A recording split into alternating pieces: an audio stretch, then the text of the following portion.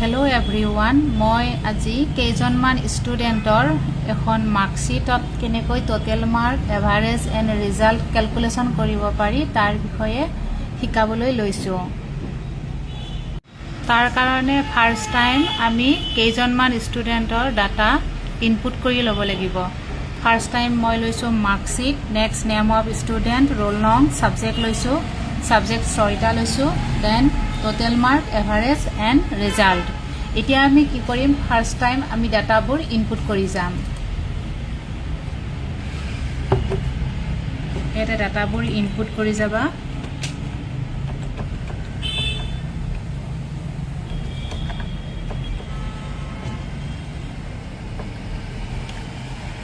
এতিয়া আমি ডাটা 6টা ভৰালোঁ। তাৰ পৰা আমি এতিয়া ফাৰ্ষ্ট টাইম কি কৰিব লাগে, টোটেল মাৰ্কটো কেলকুলেট কৰিব লাগে। তাৰ কাৰণে মই ক'ত যাম, টোটেল মাৰ্কটো আছে আমাৰ আই কলমত। আই কলমৰ টোটেল মাৰ্কত ইয়াতে ক্লিক কৰিম, চিলেক্ট দি পজিশ্যন। ইয়াতে ক্লিক কৰি মই ফাৰ্ষ্ট টাইম যিহেতু এক্সেলত আমি মাষ্ট বি কেলকুলেশ্যন কৰিবৰ কাৰণে সদায় ইকুৱেল চিম্বল ইউজ কৰোঁ। তাৰ কাৰণে আমি ইকুৱেল দিলোঁ। ইকুৱেল দি আমাৰ ছাবজেক্ট ক'ৰ পৰা আছে আমি চাব লাগিব। ছাবজেক্ট ক'ৰ পৰা আছে, তোমাৰ চি কলমৰ পৰা আছে। চি কলমৰ পৰা আমি এতিয়া চেল এড কৰি কি কৰিম, প্লাছ কৰি যাম। যিহেতু চি কলমত আছে, দেন আমাৰ ক'লৈকে আছে, এইচলৈকে আছে। আৰু আমাৰ ৰ' নাম্বাৰ কিমানত আছোঁ, আমি 7ত আছোঁ। আমাৰ ডাটাটো আছে 7ত। গতিকে আমি কেনেকৈ কেলকুলেট কৰিম, C7 plus D7 plus E7 plus F7 plus G7 plus H7 last enter. আমি টোটেল মাৰ্ক কিমান পালোঁ, 391। আমি পিছৰ কেইটা অট'মেটিক আনিবৰ বাবে আমি কি কৰিম, চেলটোত আমি ক্লিক কৰিম। ক্লিক কৰি আমি অটোফিলটোত চিলেক্ট কৰি আমি তললৈ টানি আনিম। অ'কে, বাকীকেইটা ৰেকৰ্ড অট'মেটিক ওলাই যাব। Then average. এভাৰেজ আমি কেনেকৈ ওলাম, ফাৰ্ষ্ট টাইম আমি ইকুৱেল চিন দিম। ইকুৱেল চিন দি আমি কি কৰিম, টোটেল মাৰ্ক ক'ত আছে আমি চাই ল'ম। টোটেল মাৰ্ক আছে আমাৰ আই কলমত। দেন ৰেকৰ্ডটো আছে আমাৰ 7ত। গতিকে আমাৰ হ'ব I7 divided number of subject আছে আমাৰ 6টা, গতিকে 6। Then enter. কিমান পাৰ্চেণ্টেজ হ'ল, 65.167। পইণ্টৰ পিছত আমাক ইমান সংখ্যা নালাগে, গতিকে আমি কি কৰিম, এইটো ডিক্ৰিজ কৰি কমাই দিম। ইয়াতে ক্লিক কৰি তুমি ইয়াতে ডিক্ৰিজ কৰি দিবা, এটা ৰাখি দিবা। দেন আমি কি কৰিম, এইটোৰ পৰা অটোফিল কৰি লৈ যাম বাকীকেইটা উলিয়াবৰ কাৰণে। এইটো অটোফিল কৰি দিলা, অটোফিল কৰি দিয়াৰ লগে লগে গোটেইকেইটা অট'মেটিক ওলাই যাব। দেন আহিল ৰিজাল্ট। ৰিজাল্টটো আমি কেনেকৈ কেলকুলেশ্যন কৰিম, ফাৰ্ষ্ট টাইম আমি ইকুৱেল চিন দিম। যিহেতু আমাৰ এভাৰেজৰ ওপৰত ডিপেণ্ড কৰি আমি ৰিজাল্টটো উলিয়াব লাগিব, গতিকে আমি এভাৰেজটো ক'ত আছে চাই ল'ব লাগিব। ক'ত আছে, জে কলমত আছে। তোমাৰ ডাটাটো য'ত থাকে তাৰ ওপৰত ডিপেণ্ড কৰিব। মোৰ যিহেতু জেত আছে, ৰ' নাম্বাৰ 7ত আছে, গতিকে মই ইফ কণ্ডিশ্যনত উলিয়াব লাগিব। তাৰ কাৰণে মই ইফ লিখিলোঁ।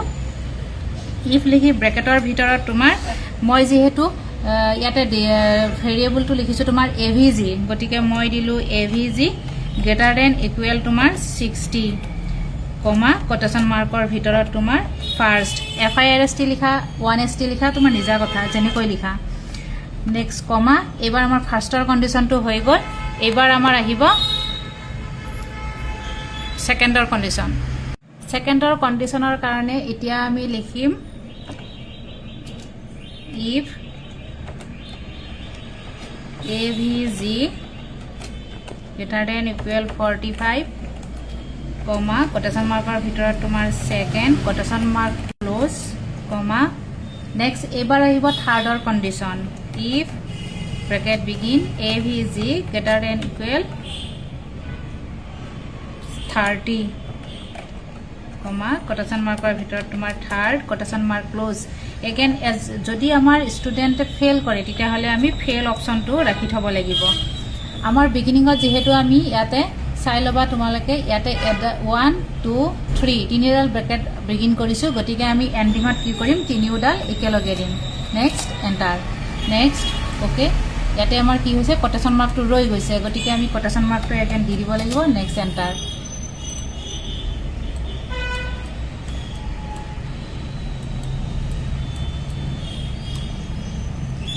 ইয়াতে আমাৰ ক'ৰবাত মিষ্টেক হৈছে, ক'ত মিষ্টেক হৈছে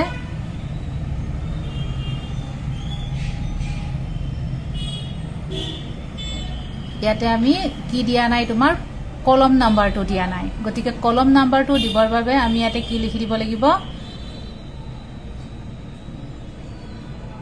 আমি এভাৰেজ বুলি নিলিখো কি লিখিম ইয়াতে কলম নাম্বাৰটো দি দিম কলম নাম্বাৰ কিমানত আছে J7 গতিকে আমি ইয়াতে কি কৰি দিম J7 কৰি দিম মন কৰিবা তোমালোকে কাৰেকচন কৰিব লাগিলে সদায় ওপৰত ফৰ্মুলা বাৰত গৈহে ক্যালকুলেশন কৰিবা নহলে গোটেইখিনি ডিলিট হৈ যাব J7 এন্টাৰ আহি গল নে ফাৰ্স্ট ডিভিজন এটো আমাৰ ফাৰ্স্টৰ পৰা আমি বাকি কেটা অটোমেটিক ওলাবৰ বাবে আমি কি কৰিম ইয়াতে ক্লিক কৰি তোমাৰ ফিল ৰটো তোমাৰ টানি লৈ যাবা বাকিখিনি তোমাৰ অটোমেটিক আহি যাব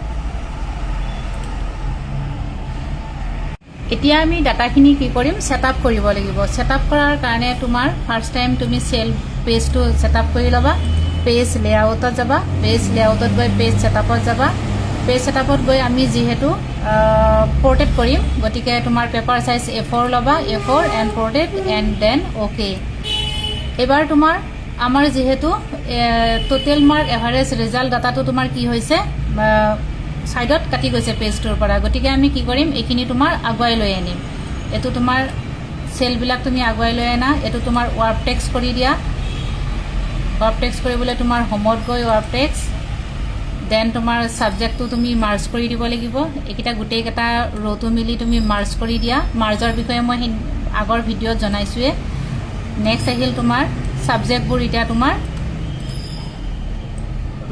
কলমৰ সাইজবোৰ তুমি সৰু কৰি লোৱা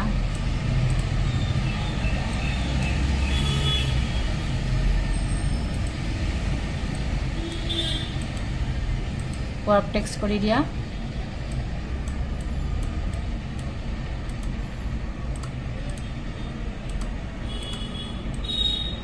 ডাটাখিনি ওয়াৰ্ক টেক্সট কৰি দিয়া নেক্সট ৰোল নাম্বাৰটো আৰু সৰু কৰি দিয়া তাৰপিছত তোমাৰ এছামিছটো তোমাৰ অলপ ডাঙৰ কৰি দিয়া ডাটাখিনি তোমাৰ সাইজটো কিমানত আছে তুমি চাই লোৱা সিলেক্ট কৰি ফন্ট সাইজটো তুমি 10 কৰি দিয়া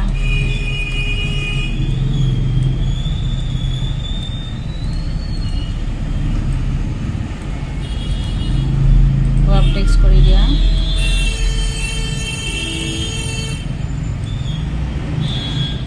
ওকে আমাৰ ওয়ান পেজত আহি গল এতিয়া ডাটাখিনি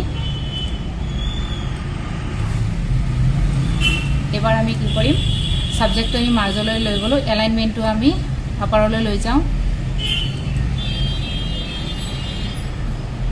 আপাৰলৈ লৈ গৈ তোমাৰ মাৰ্কশিটটো আমি মাৰ্জ সেন্টাৰ প্লেসত লৈ আনো মাৰ্জ কৰি দিলো দেন সাবজেক্টবোৰ তোমাৰ সেন্টাৰ প্লেসত লৈ যোৱা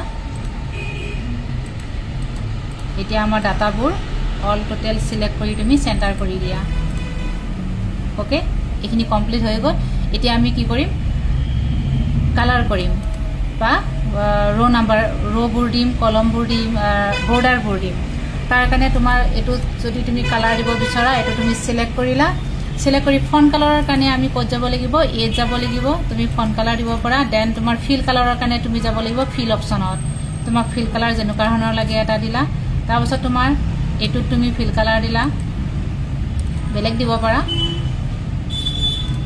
নেক্সট সাবজেক্ট নেক্সট তুমি এইখিনি তুমি দিয়া সাবজেক্ট এটা তাৰপিছত তোমাৰ ডাটাখিনি দিয়া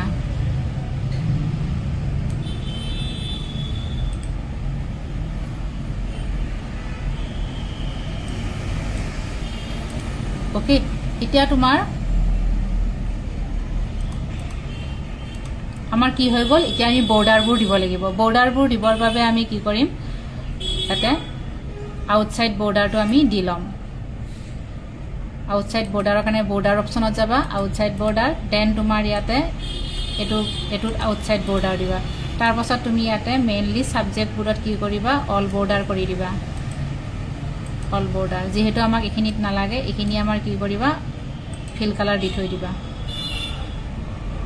অনলি ফিল কালাৰ তাৰ পাছত তোমাৰ এখিনিৰ পৰা এখিনি ডাটাত তুমি দিবা বৰ্ডাৰ অপশ্যন নেক্সট এইখিনিত দিব লাগিব এইটো আউটসাইড বৰ্ডাৰ যেহেতু আমাৰ এইখিনি সেপাৰেটকৈ দিয়া আছে ওকে এবাৰ তুমি ভিউ শ্ব' কৰি চাই লোৱা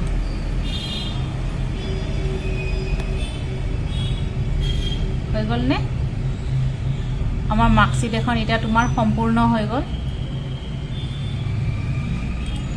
ইয়াতে যদি তোমাৰ